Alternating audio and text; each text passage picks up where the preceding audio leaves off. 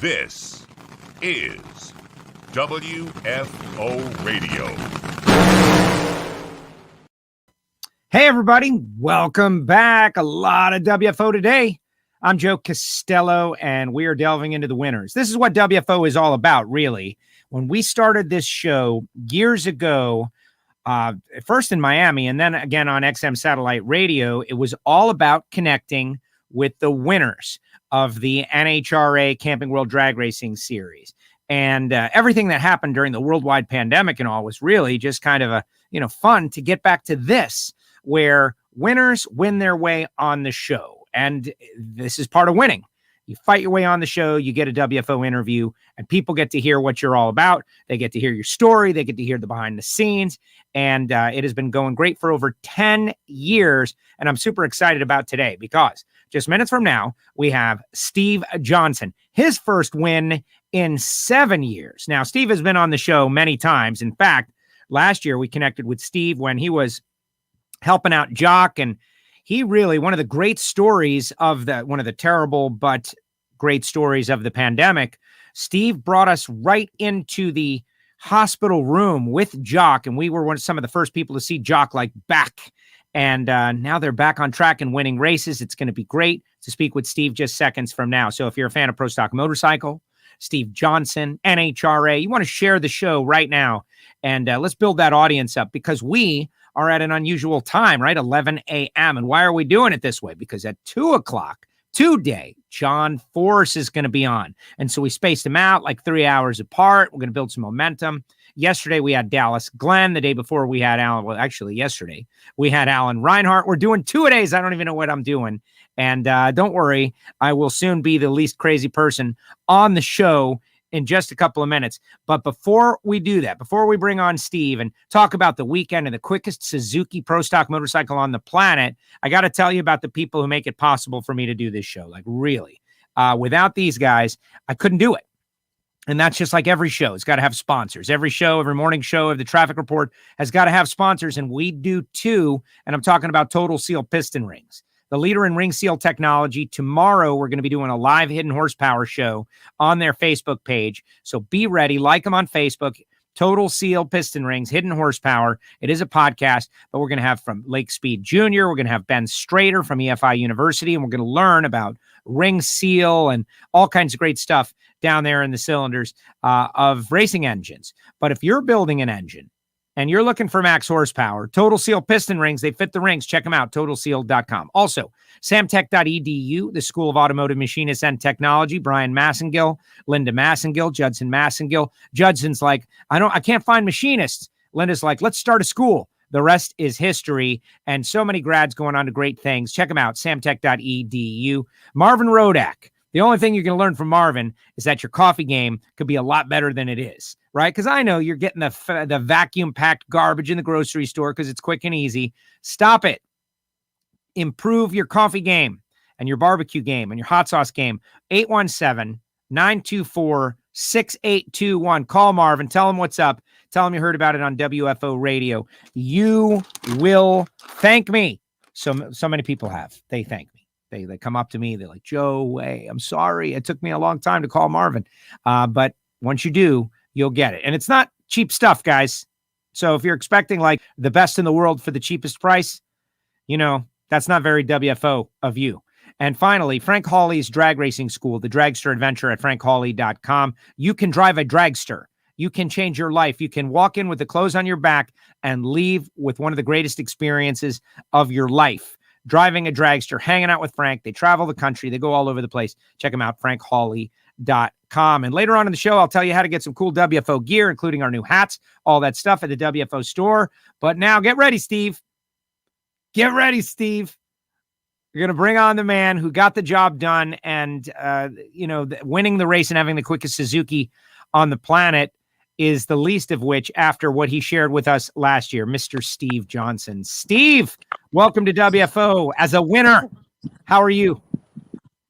I am fantastic. I'm here in heaven right now. See, I got my shop in the background. Everybody thought we worked in a garage, and even though the fun stuff I have with Matt Smith and We try to be professional, man. We really do. Just this is our facility, and it's in Birmingham, Alabama, and it's so happy to be on your show. That's cool. You did it. You did it. Like, you've been on many times because we always like to connect with you from time to time, but this is one that I couldn't stop if I wanted, right? You won your way on the show. That is our goal. But let's see this shop, man. Look, you got the little architectural structure out there. So this is not just a regular. That's pretty impressive deal. When did you get this place, Steve?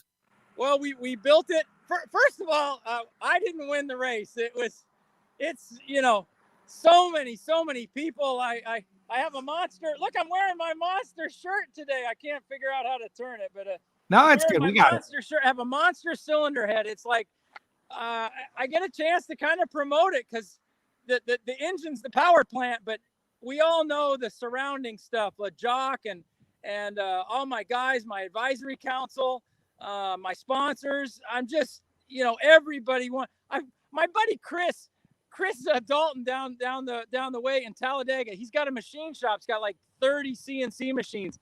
He's making me these little parts. I had him make this little teeny tiny sleeve that went in the cylinder head, and oh my God, it was 50 thousandths thick. It couldn't have weighed 4 grams, and I had him make like 30 of the things. And I'm like, without little tiny things like this, we couldn't do it. So it's definitely a weed. It's not an eye. Well, I get it. And I think that's great. I don't know that people realize, like, okay, and I hope they do, but Pro Stock Motorcycle is Steve's probably outside because of internet service or something, or just so we could see it. But I'm impressed by the shop, Steve. I'd love to get by there someday. But this is professional motorsports, right? Like, there are many layers of suppliers, and there's some secretive stuff going on. You can't just give away speed secrets. You're trying to get ahead, and you certainly have. We'll talk about the round by round, but what have you done over the past 2 years to raise your game? Like, your performance has advanced dramatically from a couple of years back. What have you done? What have you been doing? And how did you get here? I've been drinking Mellow Yellow. Yep. Me too. Sorry. You've been hanging out at Camping World, Steve. You've been hanging at Camping World. Yeah. And inside my Jock and I, we got to send a note to that Marcus Lemonis, I think is how you say his name. Yes. I've never owned a motorhome. My buddy Harry Gunnison just bought a motorhome, and a lot of my friends have them. Rusty Gill's got one. A lot of my friends have motorhomes, and I never was a motorhome guy because I was so passionate about the sport, and I wanted this. I started this as a business in 86 as a dream, and it's like I just never thought that. I always thought you had to have a tractor trailer. Kenny Bernstein had a tractor trailer, and Don Perdome and John Ford, and I'm like, I have to have that. That's what you are to be professional. So I still have our tractor trailer. It's just very, very expensive to run up and down the road, and so right now we with our resources, we invest in our 22-foot trailer and our Duramax dually, and my point in saying this is I'm at the point now where we work so much. I want to get a motorhome. I really want to get a motorhome, and the sponsor should love to hear that. And trust me, I'm not asking for one for free, but I'm just it's timely, and it gives us a chance to engage in the sponsor's product, and at the same time, I think it will help our racing program. If I spend more time working on our motorcycle, and I get Jock good rest, and I have a place for our team to stay and relax at night, have a meal. There you go. We'll be a better team. Did you know that Camping World has an RV for every lifestyle, including 21 models that start at just $98 a month? I read that ad like over the past 3 weeks a bunch of times. It's not totally memorized, but hey, go back into that hallway. Let's see your entranceway, your foyer or whatever. You've got it decorated. This is Steve Johnson Racing, folks. And this guy, like, very impressive stuff. Now, look at back from the Slick 50 days and Wally's, and there's the receptionist and all his helmets. And Steve Johnson Racing. Now, I honestly have seen this before because you gave me a great tour during the pandemic period, right? But like, this is professional motorsports at its best, Steve. And what is it? People think you're working out from under a shade tree. Is that what? I don't think. I think Well, perception's everything. And in 2000, I moved from Los Angeles to come here, and I was chasing a girl, and John Myers lived here, and I was spending all my time in an airplane coming to the East Coast because that's where the races were at. So I came to Birmingham and shacked up, so to speak. And I ran into this guy, and we built a shop on a napkin, kind of like the Monster cylinder head. You sit around and you say, what could we build? And those guys built a cylinder head, and I built a shop. And in 2000, I got some money together. Dale Earnhardt taught me how to make money with die cast, and I was doing pretty good. And I thought I was rich. I tell everybody I thought I was rich back then, but it's we got a chance to build a shop. So it's kind of, I spent a year going through the cities a day ahead of time, looking at race car shops and just looking at architectural buildings. And, I learned. And the shop's kind of a mess because now we want to see through the other window. We want to see through the glass window on the other side. Yeah, like that's where we want to see. We don't want to see the kitchenette area. We want to see the race where real fast stuff is built, Steve. Come on now. And that's where we want to see. Okay, so seriously, let me finish that. So I was really, really, really fortunate to know Richard Childress and Dale Earnhardt, and those guys taught me a lot. And I did autograph parties. Doug Herbert and I did autograph parties with Mike Skinner and Dale Earnhardt. And I mean, because of my relationship with Snap-on, we got to be all that cool stuff. And it's like, gosh darn. And so Dale, we would sign these autographs, and I had one die cast, and he explained how to make money with die cast. And that's another whole story. But yeah, I made a little bit of money, and I invested every penny of it in this shop. And this shop's here in Birmingham. It's on 3 acres.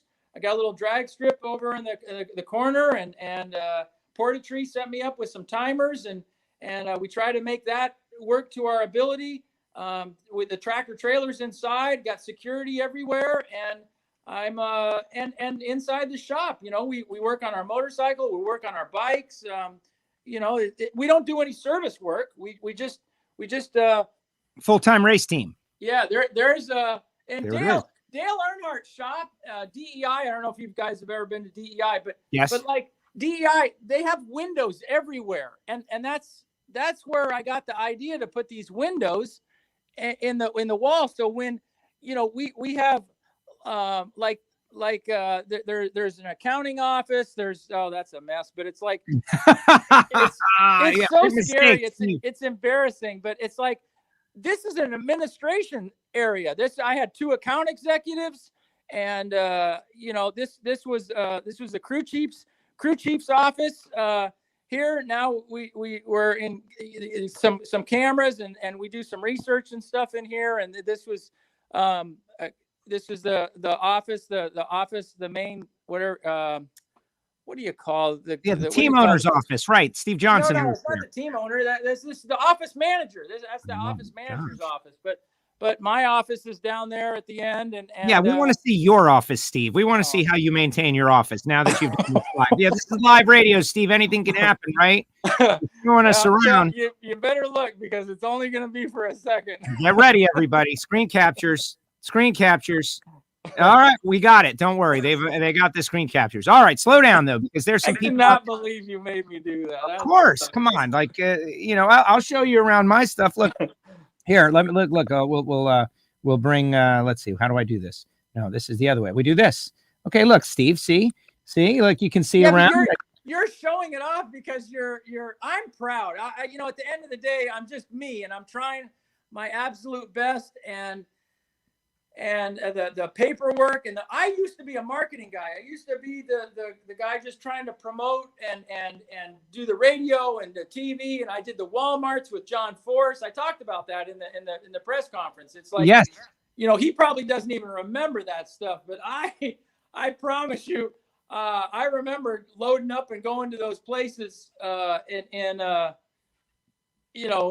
Toluca Lake, California, and South Carolina, all these grand openings for Walmarts. John was promoting Castor Oil, and I was promoting Slick 50. And so I'd have my bike there, and I'd be actually back then I was happy. I was just proud. I got paid to do those appearances, but John, I can only imagine now, he was like probably miserable doing those things. No, he wasn't. And John's going to be on the show at 2:00. So everybody be ready for that. And here's the selfie that Steve and John, we all got in. My kind of caught John at an awkward time, but you guys talked a little bit about those days. But what I'm noticing is that there's a lot of like, first of all, the Dale Earnhardt ties. I know we all love Dale, and you had a relationship, and it sounds like Dale helped you build this and get to this point, which was amazing. But it's all backward looking, and I want to look forward because I think we can get back there again, where you are, filling those offices and bringing on sponsors and winning races and contending for championships, and all that comes from running quick and fast, which you are doing now. And after 7 years, that's got to be an incredible feeling, especially after what you went through last year with Jock, where you really had to prioritize. Like, racing isn't first. Racing is not first. Life is first. And your buddy and Jock and this guy who you've said is like maybe the closest thing you have to a son.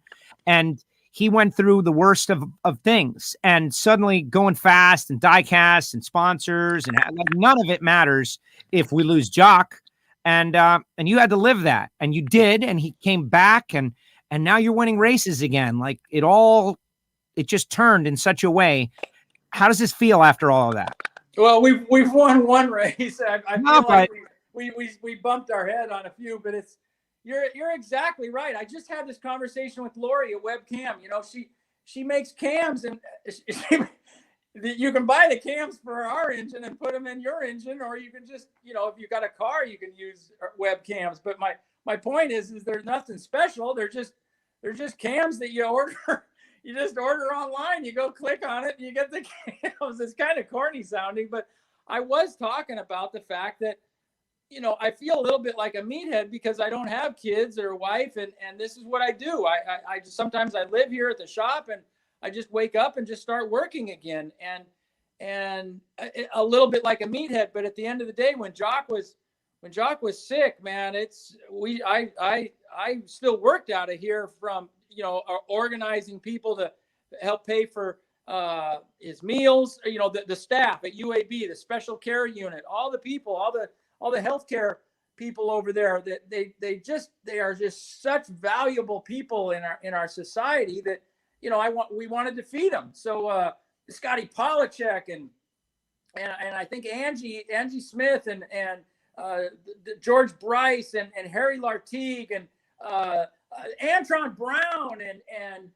just so many people contributed to his GoFundMe and to the money that it took to feed these healthcare people. And the fact that I still loved racing, I feel like, I actually think it was probably God that told me, hey man, I know you like this racing thing, but and you're not real good at it, but you need to go take care of Jock. And so that was, it was very, very heartwarming. It gave me, I just was focused. I got a small bandwidth, and going over there and writing the blog and talking about that and getting, I'll tell you, this is corny as hell. If the people are excited, if the healthcare people are excited in the shape that this person is important, this person has a family, this person is important to society, they get engaged. They're still human beings. And it's not that the person that's sitting in there with nobody that's loving on them, or nobody that shows up, or nobody that sneaks in the back door and is there every single day. They're still important, but I'm just saying, you know what I'm saying? I do. Well, it shows that they have a community, and how do you not get energized by that? And just makes me feel bad for the people that don't have a community. But speaking of community, the WFO universe is out there, and they're all weighing in on Facebook and Twitter and on YouTube. And look at Steve. Dragster Jeff, Go for Joe, Jim Hughes. Welcome, Steve and Joe. Congratulations on the win. Maddie is out there. Maddie, who is big in the Top Fuel Harleys.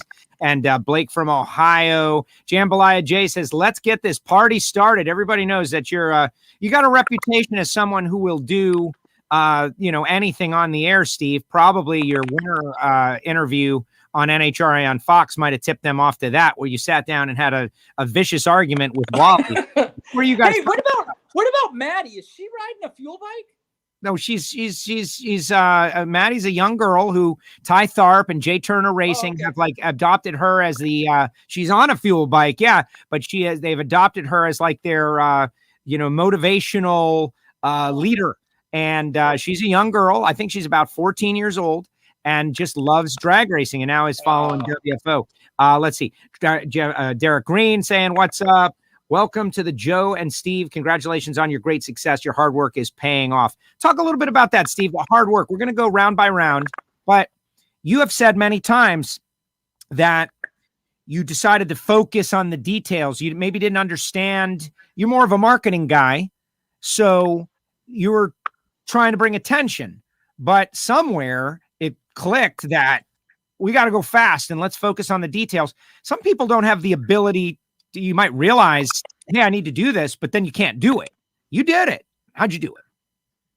Well, I always, when I do my presentations at high schools, and talk about, I got to go in here and keep my back. Yeah, no backlight, Steve. Avoid the backlight. So limited. My phone needs a battery. I think it's an iPhone 6 or something like that. So I'm going to plug in my phone a little bit, but plug it in. This is live. It's okay. Everybody loves it. It's out of control. They're all sharing. They don't know what's going to happen next. Steve is not going to take his shirt off, though. Yeah. Guarantee that. I don't know if you saw it, but there's a they call it a resolution. It's that thing right there with the board. And that's actually a key to the city. So they gave me a key to the city here, and so Birmingham. But when I went there to talk about the U.S. Nationals win, I sized up the audience, and that's what you learned in media school. NHRA had some media school, and Slick 50 sent me, and Suzuki. People have spent millions on me. They only got what they got, but they.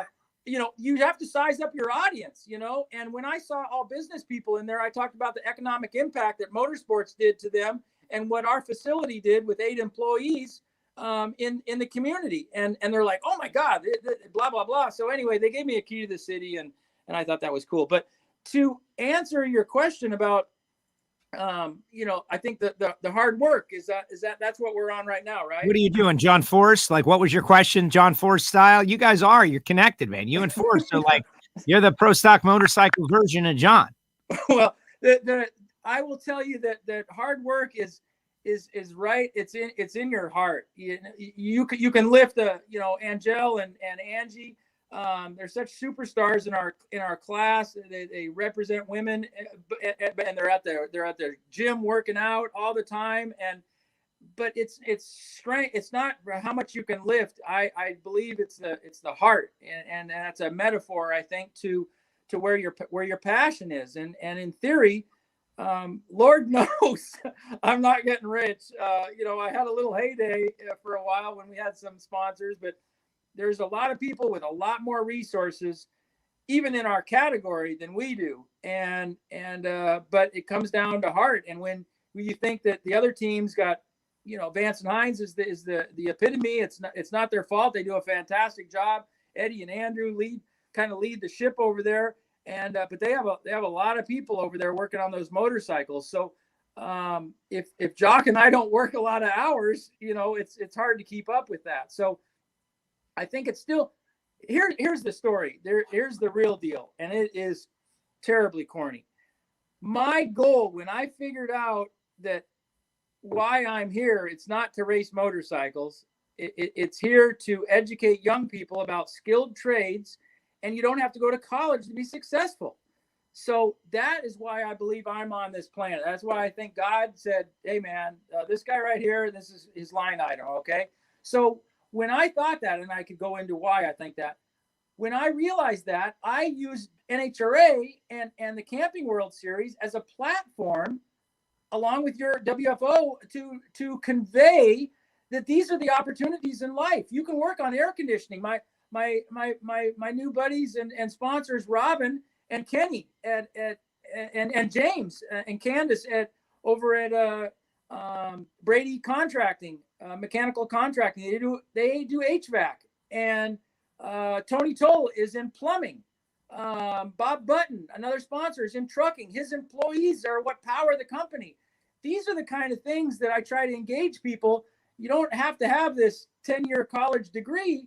You have skills, you have passion, you go out and you do these jobs. And obviously working on motorcycles, diesel at UTI or Wyotech, all these schools, that's what I want to engage people at. So when we win an NHRA Camping World race, I get a platform to talk about how successful and how happy you can be in this career path, because nobody wants to do something that they're not happy at doing. They're going to end up not being happy at it, and they're not going to get raises. Absolutely. And that's exactly the point. Like, you've got to do something you love, and then you'll really put in the extra effort and it will work. Now, there are times where people see that you love it and they like, man, this guy loves it. He'll work for cheap. But that's a different story. Pamela says, Mac Rack is proud of you. Great job, Steve. And just the people that are weighing in on this, Mike Mullaney out there, Suzuki to the front, which is really the quickest Suzuki on the planet. You and I talked about it a little bit on Saturday. Like, hey, man, we think that's the quickest run of Suzuki. George Bryce is the one who confirmed it for me. But then in the final round, you just dropped the hammer, 672.9. Big deal. I want to talk about the cylinder head. But let's start at the beginning, Steve. Let's start out with being the number 2 qualifier. First quad, Steve, 001 reaction time. Too close, man. Too close. It could have ended right there if that was a 001 to the other side. Caught a little bit of a break. Yeah, huge. That was a messed up. That was a messed up red light. Is what that was. I don't know why. Well, I'll tell you one thing. My buddy Chris at Superior and his daughter raced junior dragsters, and this is a drag race. The theme here is drag racing, and skilled trades. He put up $200. He taped it right to the wall, and he says, "Cut a light better than I don't know what it was, 20 or something like that. And you can have this money." And so then people would come into the trailer and they say, "What is that?" And we tell them, and then they tape up. Is that the money? There was more than a handful of $100 bills hanging on that thing. So, but I was concentrating on doing my job, and my job is cutting the light. But at the same time, I have some weight on my shoulders. I'm a little bit different. I'm trying to make the decisions and trying to do all these things. But so I just really wasn't engaged in cutting lights. Anyway. First round, I cut a light, and it was a little close. I was trying to keep up with Karen Stouffer and all her superstardom and her motorcycle that they painted exactly like our motorcycle, that nobody can understand why they don't change it, and why I keep explaining to my fans and my sponsors, they're going to change it. They said they're going to change it. I think they're going to change it, but it's not going to be red, white, and black like our motorcycle, and Alan Reinhardt's figured it out. But anyway. Yeah, that was a bummer because they're like identical bikes if you're behind them in the tower. Yeah, above and back. Right. I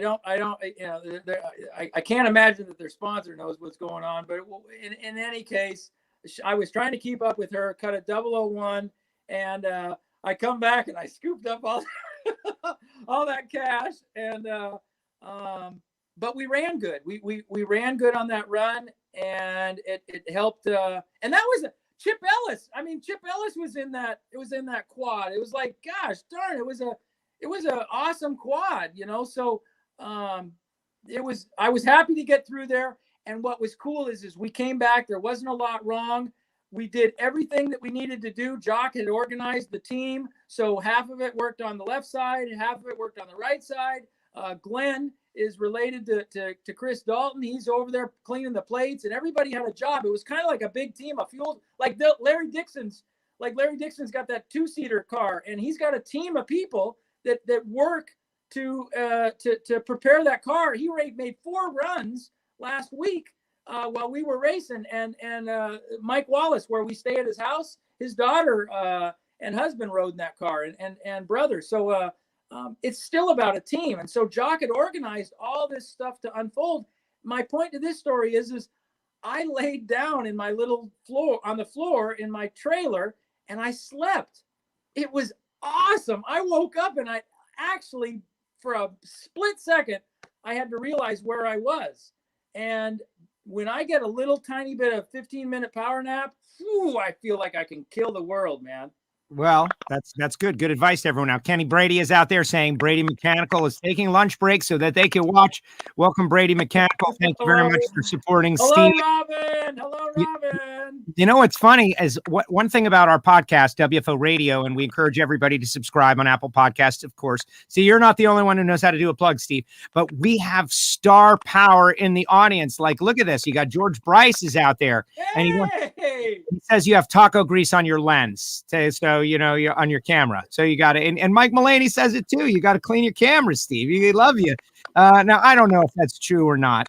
Look, he's gonna break out the cleaner. Don't get the camera wet. Where is the lens, I wonder? It's a circle. It's the circle, Steve. It's that thing that looks like a circle. I don't know.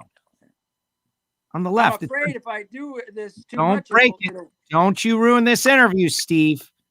Okay, well, whatever. Oh, That's maybe. Good. Now you're good. It's Bryce's fault no matter what happens. And Mike Mulaney. We got a glimpse of your office, Steve. Now back to the window at the end of the hall. Exactly.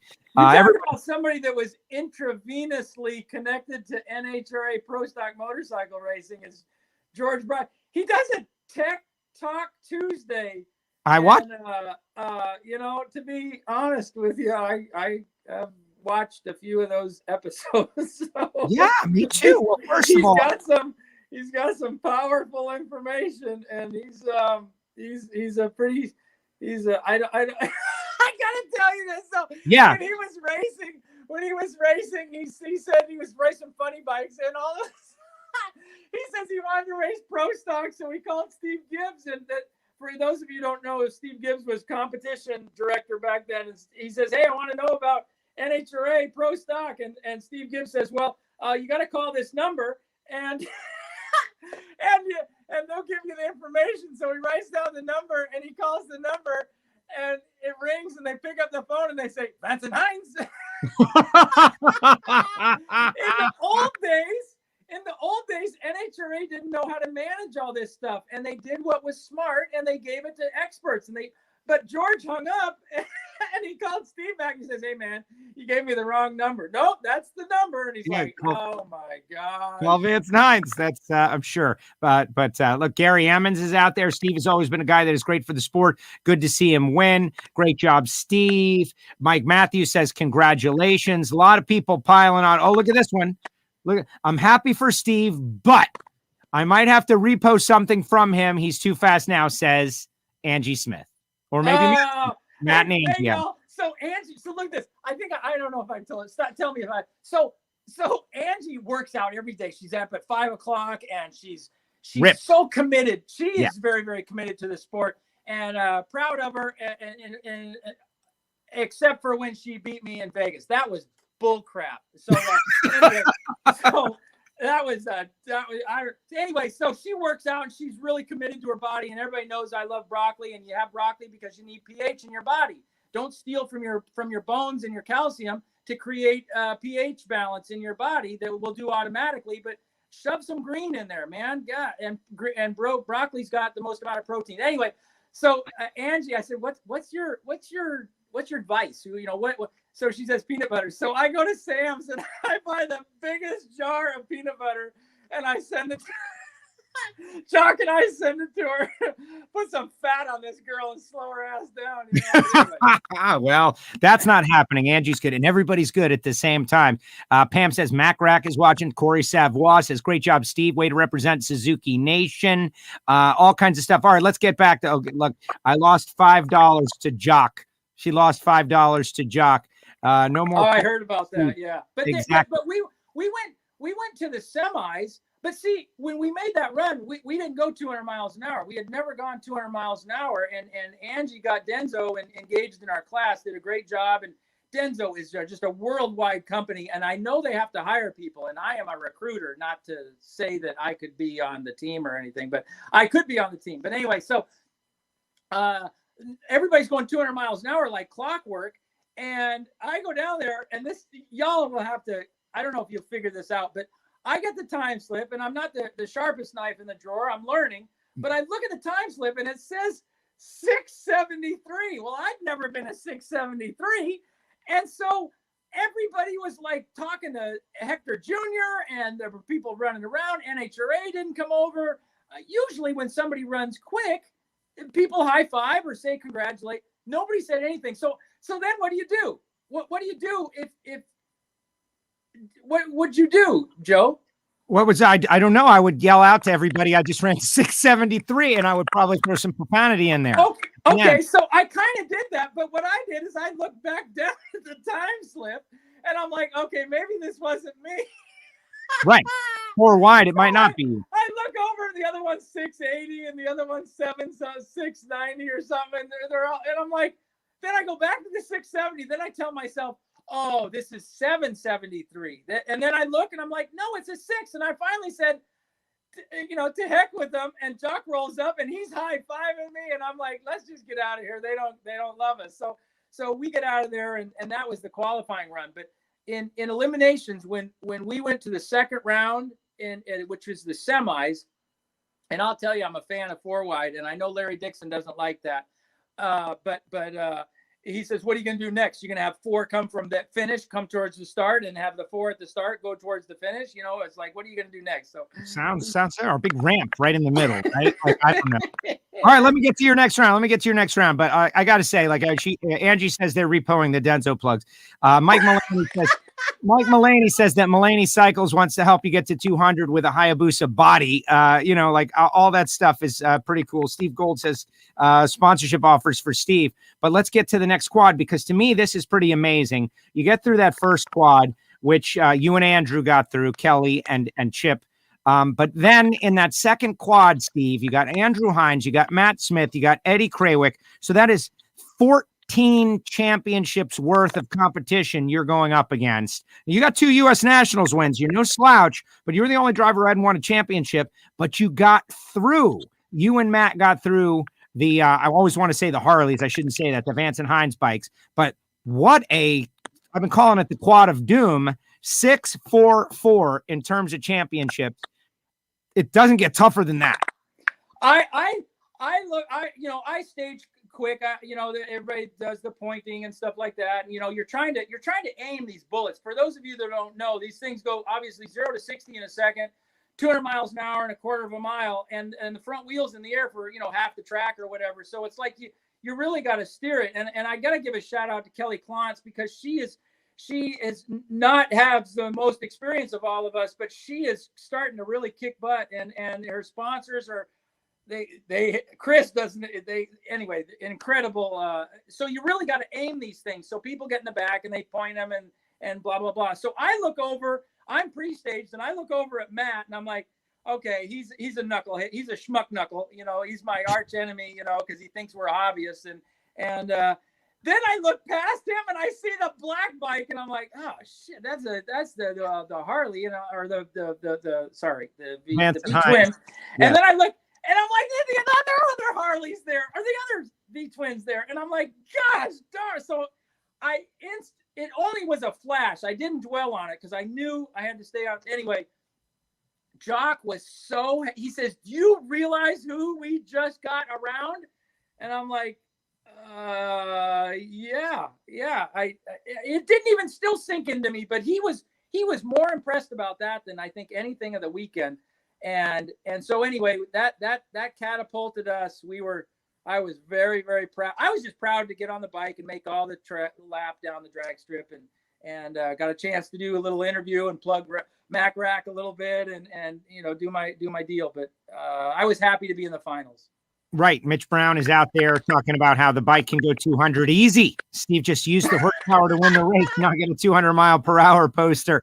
Right now well, let's talk about the final round, because I got to get to you about your winner circle interview. But it's you and Matt, and it's Karen, who was a killer on the starting line. As you know, like Karen's lights all day were like 003, 004, 020 in the final. Kind of, she was late with the 20. Oh my goodness. But Joey Gladstone, and they got a really quick and fast bike, made the 200 mile per hour club. But in the end, 672.9 and an 031 made the difference, and you won the race. So tell me about that experience. 7 years, Steve. 7 years is a long time to wait. you'd been through a lot, you worked really hard, and when that light is on the wall flashing and you know you won, like you went crazy on the finish line, but like tell me about that moment. Well, it was really, really cool. And I'll tell you, I have so much gratitude that we have an opportunity. I just get so mad when people talk bad about NHRA. And where are you taking us, Steve? You're not taking us upstairs to murder us, because where are we going? Oh, let me show you this. Where are we going, Steve? Like, wait, I'm gonna tell you. Jack Roush told me this. He says this is how you roll with the sponsors. You take them to your conference room. I don't know who was in here last, so I hope it's not. Anyway, this is our conference room. And so lower the camera. There you go. Look at this. Those chairs. Anyway. Steve Johnson has got a couple of cylinder heads worth of chairs sitting there, folks. So anyway, Jack Roush says you always bring people in here, and I brought Sean in here from MacRack, and there's some. I got to hang all this stuff, but we just don't have any. For a long time, I didn't even have one of these, so it's like I wanted to take a picture of one. So anyway, look at this look, folks. This, for those of you that don't know, let me turn this sideways. This is crazy. Everybody knows we have computers, and you look at a monitor. This is we didn't have monitors in the old days. Okay, you used to get this piece of paper out of we call it toilet paper, and the engine RPM was right here. I see it. Yes, now I can. That's the data for the engine RPM. Then there'd be another piece like that right here, and it would be the drive shaft. And then another piece would be exhaust temperature, and another piece would be the clutch. And that's how we tuned. That's what we used in the old days. Wow. All right. So you got out, you won the race, you sat down. Like, is that something that you plan? Like, if when I win this thing, I'm going to sit down and I'm going to talk to the Wally, or is it just all off the top of your head? Like, why did you decide to sit down? Look at that. There he goes. Is that the 2008? Yeah. So he's going to go sit again. Oh my gosh. Look at this guy. Steve, I've called you in here to let you know that unfortunately we're going to have to let you go. I'm sorry. Hey, I'm so high right now on life. Yes. It wouldn't matter. I'll go find another job. And we have a recipe. That's what's really cool. And I want to share that. So, if people want to work on this monster cylinder head, if they want some help, I'd love to help. I'd love to be able to make some money, obviously doing it. I got to push the screen. It keeps, good. I guess my battery, the battery is, I don't know why my batteries keep going. Because you have an iPhone 6 and they wear out. I got to buy a new phone or something. You got to buy a new phone. Get 12 Plus Pro Max, man. Take some good pictures, says the guy with an iPhone 10. But anyway, tell us about the cylinder head project, because this is a cylinder head that's been around for a while.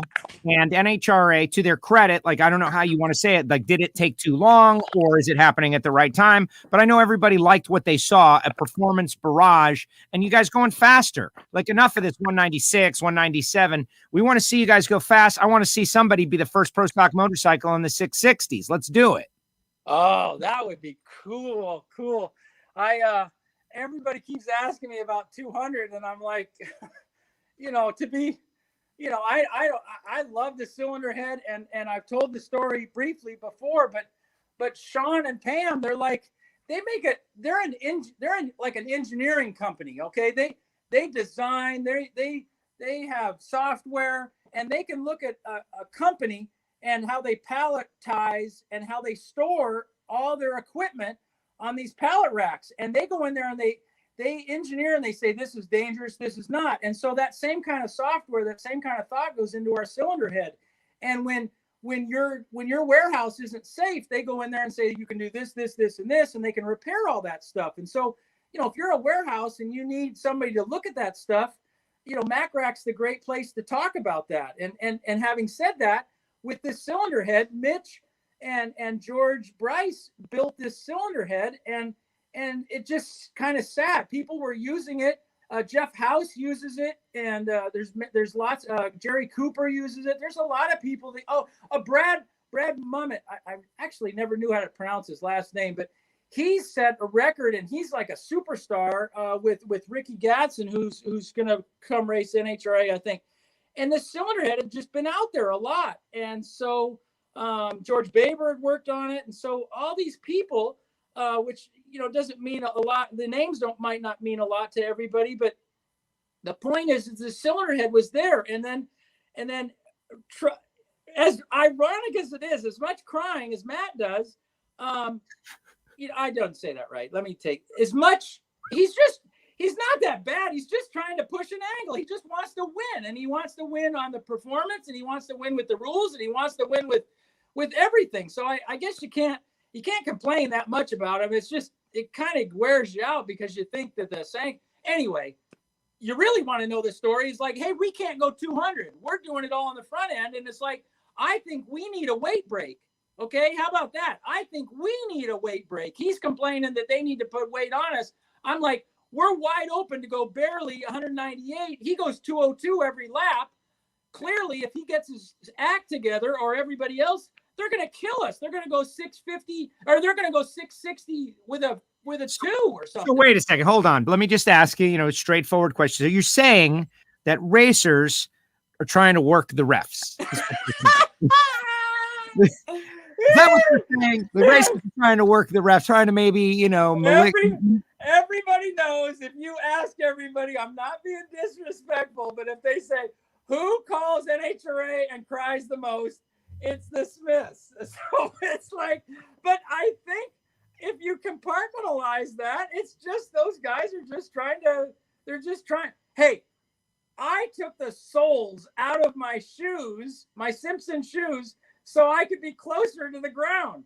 I mean, that's a detail, right? So those guys just choose other details to go work on. They're probably, soles are lowering me a quarter of an inch, probably isn't going to be as big as adding 15 pounds to the V twins or to the Suzukis, right? So Matt works on bigger stuff. So I want to just advocate right now, not that anybody is caring what I think, but no changes for a little while. Like, let's let this play out for a little bit, because we got all these bikes, no changes. I loved the bikes going fast. I want to see bikes going fast. I want to see people going fast. I want to see numbers I've never seen before. No changes, please. Let's let this play out for a few races, and you guys will be back in Norwalk. Let's see, whatever Steve's on, I want some, and Steve enforcing the same day, 2 of the best. All right, but we got there's the broccoli, everybody.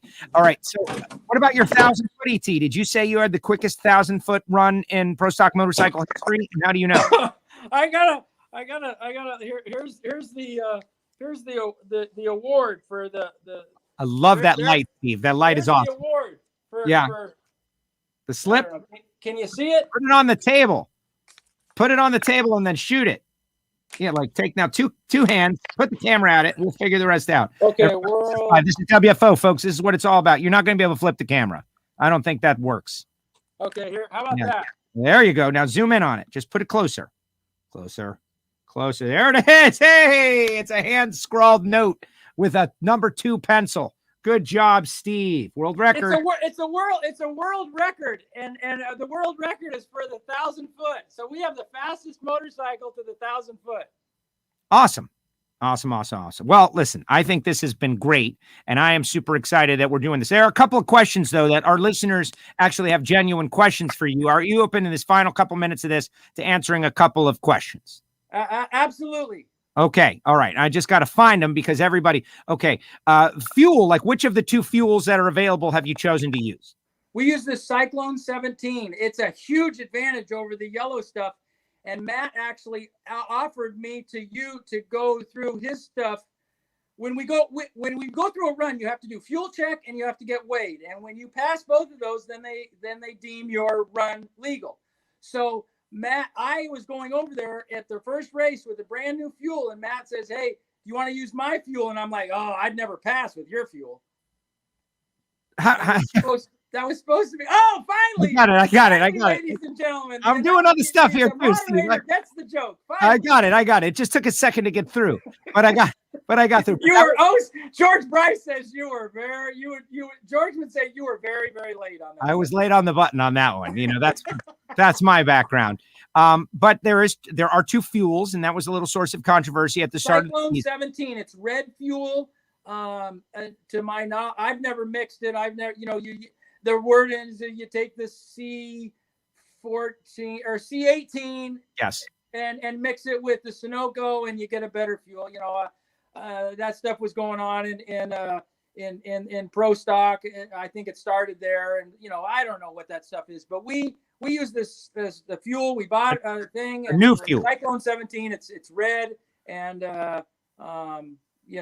that's how it is. Next, Blake wants to know, and Blake's my new bud. Met him down there in Atlanta. He's going to be out there in Norwalk, him and his dad.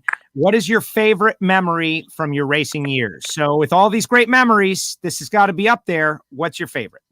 Well, right now it's definitely this one. And how about the fact I had to have a decision? I made 4 killer. I struggle with decisions. And, usually when it's lane choice, and I do have lane choice, I struggle.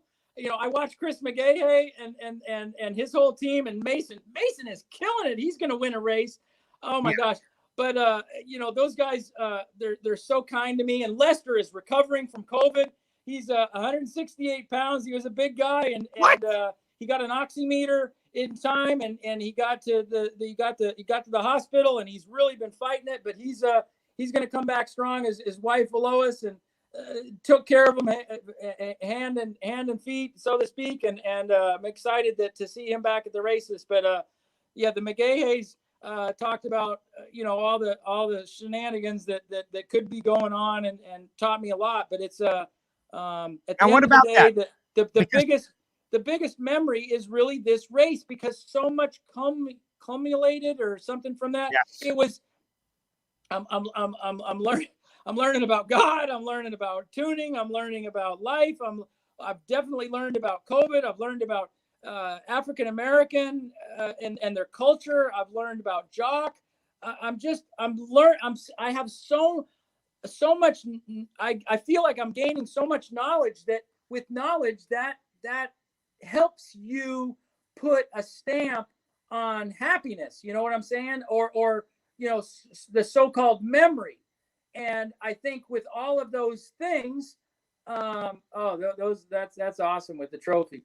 I think with all of those things in my heart, all of those things combined together make the euphoric, make my endorphins go crazy. And this last race is, again, like I said in the press conference, I know the U.S. Nationals is the biggest thing. And I love the fact that we won it. And it's the most controversial. One of them was the most controversial in drag racing history. Yes. But who was in the other lane? Who was in the other lane? Matt Smith. That's right. He was in the other lane. So. Didn't we just finding out so much? Hey, on that note, okay, one more question for Kev, because I got a million questions for you. But Kev is in the UK. He's one of our UK satellite listeners out there. Can you ask Steve his thoughts on adding a parachute to Pro Stock motorcycle now that they're going over 200 miles per hour? Is that necessary? We've had some bikes go in the sand. Is that a thing? Should it be a thing?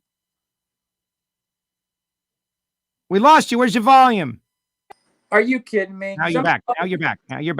Somebody called me. Okay, so I don't know what the record is, and I'm not going to juice it up, but I had 382 texts at the heyday, and I was responding to some, so I probably had a little over 400, but I thought that was cool. Anyway, I don't think it's necessary yet. I think if you here, I know this exactly. If you roll off the throttle and don't pull in the clutch, you're going to be able to stop without brakes.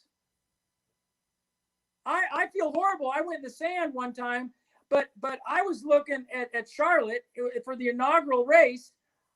The wind light didn't show up on the wall. Not that I saw it. So I looked up at the cameraman, and by then, you're going 190 miles an hour. And if I've got the clutch in, I'm looking up there and I'm waiting on him, and he's nodding his head and he's nodding the camera, and that was Speaky back in the old days with ESPN, and I was like, oh my gosh. And so then all of a sudden I'm like, oh, I gotta stop, and then I ran into the sand. So but if you roll off the throttle and decelerate, you're not gonna stop. You're gonna stop in plenty of distance. So a parachute, I love the safety, and Larry Dixon is probably the utmost person on safety with our sport. I know the fuel cars just finally got a new approval, a new spec on how the chassis are being built, and Larry's really, really happy about that.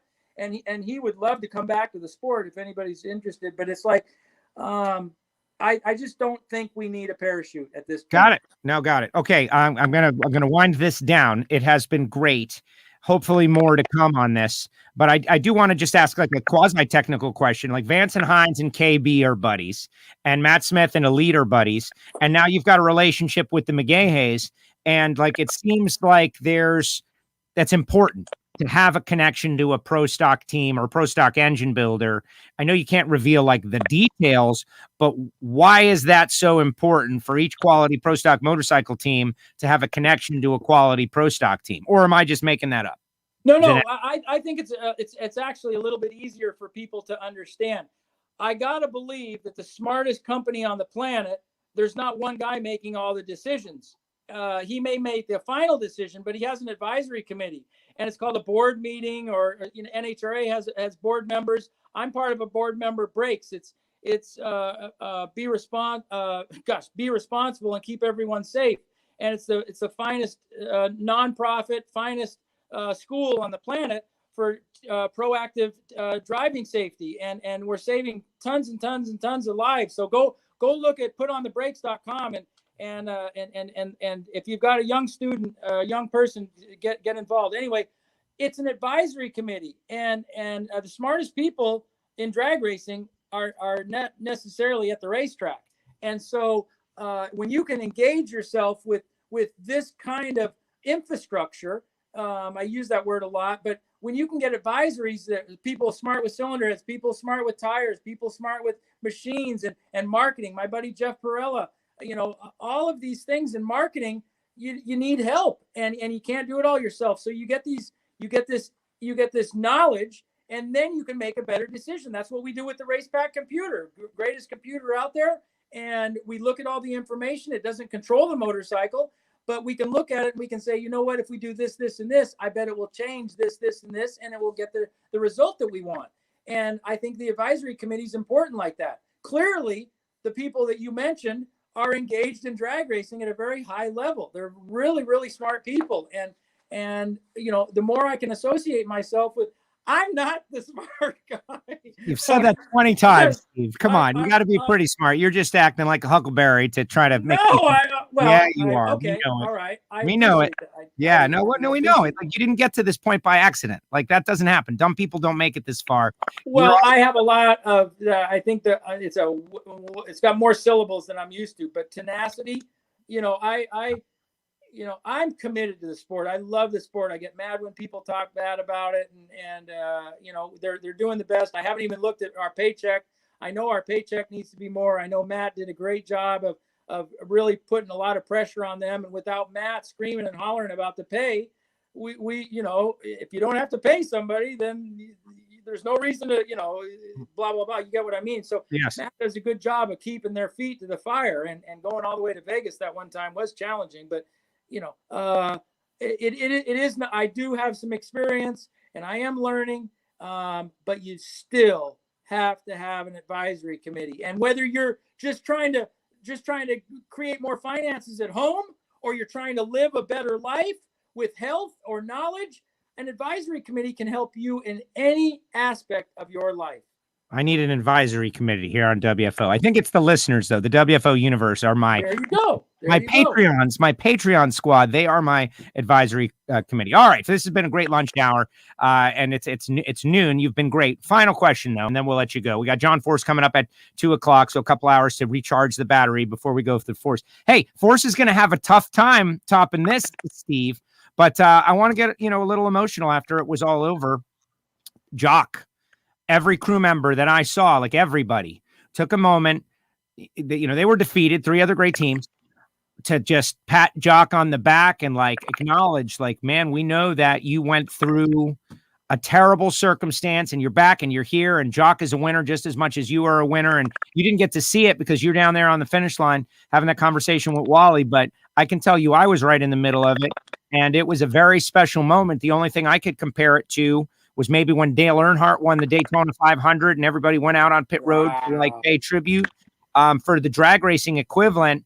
But this was even a little different because Jock You showed us when he woke up and he was available. You brought us into the hospital room that time. I really appreciate that.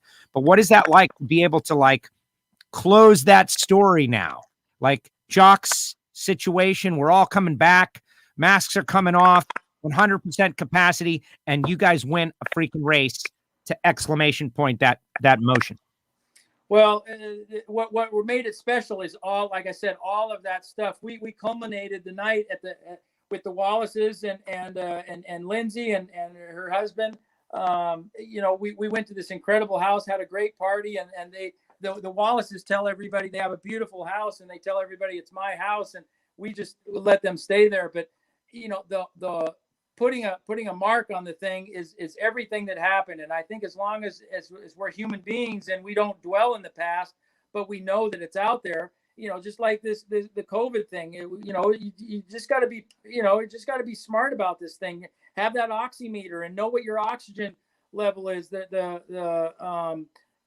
that way, if you get it, if you go below 90, you get your butt to the hospital, and without that, people just sit in their house and have some more Tylenol and drink some NyQuil and go to bed, and pretty soon their lungs are filled up. So, it is emotional. And I'm so grateful to, without Matt, without Kelly Klontz, without David Barron, and without, all these people that race, the Vance and Hines people, the love that we give to NHRA. Terry Vance gave the National Hot Rod Association $1 million to help, and he gave Brakes $1 million. I mean, these are people that are so valuable. But what make it emotional for me, it's everything. It's this family of people. Even John Force and Torrance and all these people. I'm so fortunate to know I got texts from everybody, but that's what makes it all so special. And Jock to be laying there on a ventilator for 24 days, less than 10% of the people that are on a ventilator for 21 days survive. So it's a frightening number. It's scary. Luckily, he was young enough and strong enough that he got through that. But UAB has one of the most rarest situations. They have a company inside of their facility called Special Care. And they came to the Atlanta race because they're so proud of Jock that he survived. Brent and Jeffrey and all their respiratory therapists, Jock couldn't, he had to be in a walker. I mean, he had to learn how to walk again. I would go in there every day and I had to be sick of me, but I had the code to the break room, and I would set it up with Taco Mama food every other day. And I'd sleep there, and I know Jock would wake up and he'd look at me and he'd like, God, this guy is my boss. And now I got to live with him too. It's like, are you kidding me?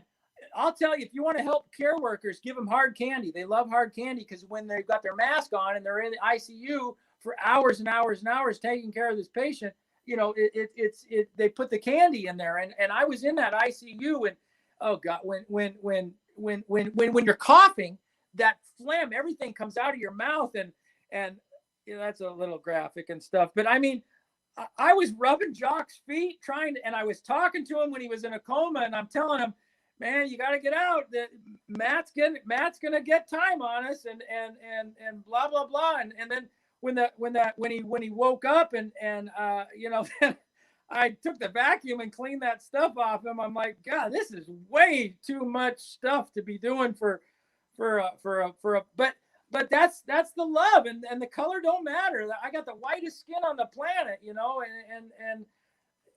and so it's like, it's just about the team. And that's what makes our sport so dang. These people are so awesome that guy is so, gosh darn, that guy Marcus is Lemonis. so awesome. Yes. We want to get a motorhome. We want to do this thing, but I want to promote their company because I think it's so awesome that Glenn Cromwell's staff, the executive team, we get mad at them left and right, but they don't wake up to say we want a certain person to win, and they don't wake up saying we want to screw everybody. They wake up with a fight to survive, and we have the greatest motorsport on the planet. We have facilities that are incredible. We just left the Bellagio of facilities. We're getting ready to go to Norwalk. I'm going to probably go to Houston say Oh, hi to good. everybody. And You're going to go to Houston. Great. I'm going to go to Houston. So all of these things together, Jock, I know, is grateful to be alive. And for a young person like that to understand that he's going to get married, he's going to have the ceremony next weekend. I think he talked about giving the ring, replacing the ring with the Wally. He's going to give Queese a Wally. So he took it home. I let him take it home. So he's walking around Walmart.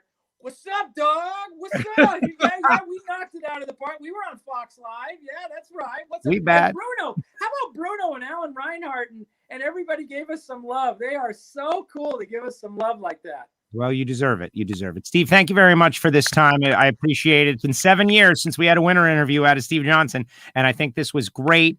And, many more to come. That's my point, is that I don't think this is a one-off. You certainly control it. You got a quick bike. You got a lot of people behind you. You got a lot of positive energy, and more to come. And, who knows? Maybe you can add your name to that list of many, many champions you guys raced in the second round. Well, I'll close with, God bless and fantastic human beings. If I want to be, Jock wants to be a fantastic human being. And if that kind of brand fits with the culture of your company, clearly we could use a major sponsor. Okay. I really feel good about that. But if that kind of culture fits with your company culture, if that brand fits with your company culture, then get a hold of Steve at stevejohnsonracing.com. Get a hold of us through any means. I'm not real good on the Facebook and stuff, but we'd love to partner. We do corporate events. We have a motorcycle that goes inside of Walmart's. We have a reaction timer that Portatree gave us. People sit on the motorcycle, pop the clutch, get a reaction time, get a feeling of NHRA Camping World drag racing, and then you put a tagline about your company and your products on that piece of paper, and it stays in their house, it stays on the refrigerator. It's a great way to convey a product, a service, and all of drag racing has a great way to convey sales and generate ROI for a marketing program. I'm just saying that, I kind of like our position. Couple $100,000 goes a long way, and we become the voice. We go to a trade show. We can do all kinds of things. So I'm very, very versed at it. This is 30 years. We have a complete infrastructure ready to do, and we'd love to be a part of whoever that's out there. Having said that, I love all the sponsors that have helped us. So we're still getting ready to fight, and I can't wait to go. Awesome. Steve, thank you. Your audio crapped out. Somebody called you. There it is. Let's give him a second to come back for a proper end. And if it doesn't work out, it doesn't work out. This has happened before. John Force is coming up at 2:00, folks. And if you're listening in the audio only podcast feed, well, you just have to wait to the next show. All right, there he goes. We got lucky. Steve, that's Steve Johnson on WFO Radio podcast. And what can I say other than that? Steve is such an inspirational person, but I'm going to have to take a nap before Force comes on. Yeah, me too. All right, put your comments in the comment section. Final comments in the comment section. George Bryce. Thank you, George. Appreciate you. Yeah, the bikes. Okay, so everybody knows that I'm not, like, by birth or family a motorcycle person. And but at the drag races I am, because I know that there's so many characters and they're not afraid to fight it out. All the Matt Smith, but Steve Johnson referenced Matt Smith in 10 different extremely positive ways. Fights for the class, motivates people. Oh, look who's back. Guess who's back? Hey, proper goodbye to everybody. You just hung up on us, Steve. No, I don't know why. I got a phone call, and then I thought I flipped it out of there, and it showed up. But anyway, proper goodbye to everybody. Go ahead. Yeah, thank you so much for watching WFO. And I know it might have been corny, but it's from my heart, and I can't wait to go to Norwalk and Houston and the rest of the series. Hopefully we'll get a chance to do something at the U.S. Nationals and get to California before the end of the year. Y'all have a fantastic time. Don't forget Camping World and Slick 50. Protect your engine. The oil's in the pan no matter what you do. When you start your car, protect all those parts. Slick 50 at O'Reilly. Go ahead and pick it up. There you go. Steve, thank you very much. Good times. Really appreciate it. Go win another one. Thanks, guys. Bye-bye. There he goes. Steve Johnson with us here on WFO Radio. And that is exactly what this show is about. Apple Podcasts, Spotify, SoundCloud for the podcast version. And if you're watching on Facebook or YouTube, subscribe, click the bell, follow if you're on Twitter.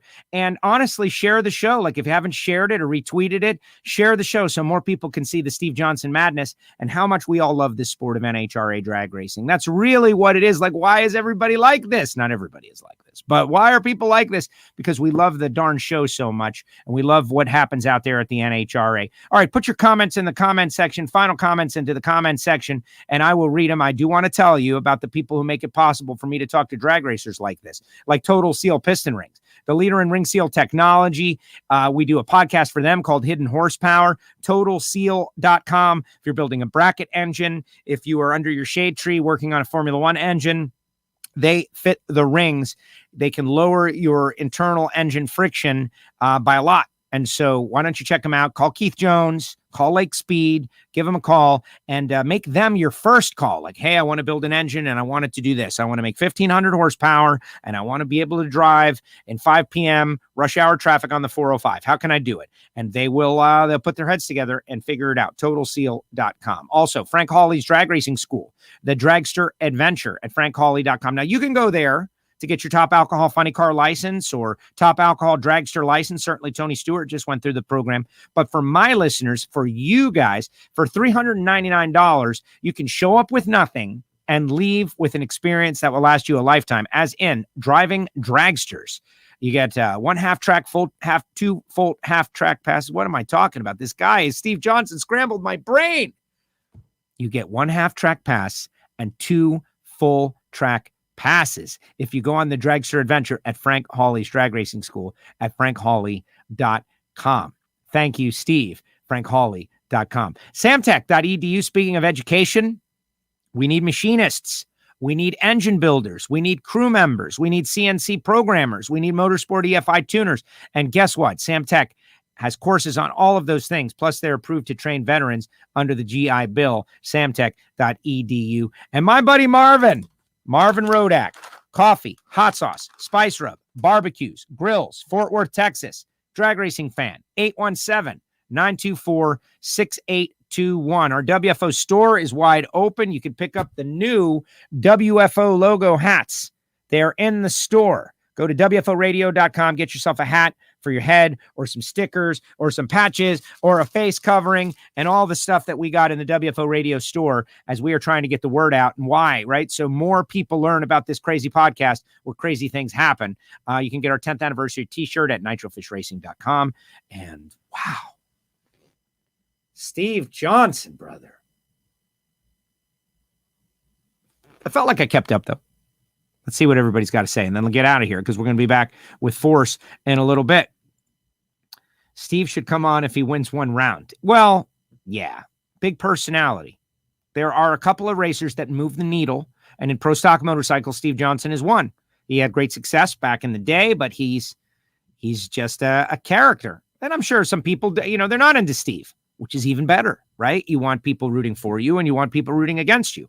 And it doesn't feel great when people root against you, but you're causing an emotion, and that's what matters the most. Awesome show today. Thank you, Barrichello. Appreciate it. Kev says, Joe, you need some what? Coffee? What do I need? To go to Samtech? I need a lot. Some big sponsors for the show. Jambalaya J, Force and Johnson on the same day. WFO Hall of Fame Day. Yes. Great show. Fantastic interview. Loved it. Lonnie says they don't get much more real than, John Force has got a tough act to follow today. Like, I don't know if Steve intended to do that. Thank you for the best show yet. Tears and laughter all at the same time, says Jim. Thank you, Jim. Yes, JF, a frown, a thumbs up, a muscle. I don't know what that means. I don't speak emoji so well. This is one great show. Force has got a lot to do to catch up with that. Fingers crossed. Yeah, I'll text him. No, I'm not going to text him. I'm not going to do that. Steve, an inspirational speaker. I'm going to have to take a nap before Force comes on. And there it is. Too much coffee. I love the shop. Honestly, like I got that tour of the shop during the pandemic. Steve just kind of showed me around on FaceTime using this. And I didn't know that he had that incredible, like next level, like, duplicate of DEI style thing with the board. You know, the guy's got like $5,000 worth of conference room chairs. Great stuff. All right, everybody. We're going to be back at 2 p.m. Eastern time. So today, enable a notification. Will Force. Poor guy's got to compete now with Steve Johnson. I don't think so. 152 career wins. John Force, the GOAT, as in the greatest of all time, is going to be joining us. And not only did he win, but he won in dominant fashion. He was Forcing back-to-back final rounds. What's going on over there at John Force Racing? How does John feel? How's it going? All of that. Talk about Danny Hood. Talk about, I have a feeling that John is going to go mellow because that was just so much. You need some more Rodax custom coffee and barbecue grills. I agree, Kev. I agree. You get your stuff yet? Want to remind everybody that our advisory board, as in the Patreons, you can join them and get special content. You get to vote on important things that happen on the show by going to our website, WFOradio.com, or patreon.com/WFO Radio. And there's all kinds of Patreon benefits. It's basically a VIP listener club. And I love it. It's been amazing. We got 40 or so people on there who are Patreons, who support the show directly, as in they kick in a monthly membership to get special content on the show. If you love the show, maybe you want to do it. Who knows? All right, everybody. Appreciate you. Thank you so much. Again, share the heck out of this one in all the Pro Stock motorcycle message boards and stuff, because coming up at 2 o'clock, it's going to be John Force. In the meantime, Dallas Glenn yesterday did a pretty great job too. He wasn't like a wild man, but he was very insightful and very cool. So coming up, 2 o'clock Eastern time, John Force. See you then, WFO.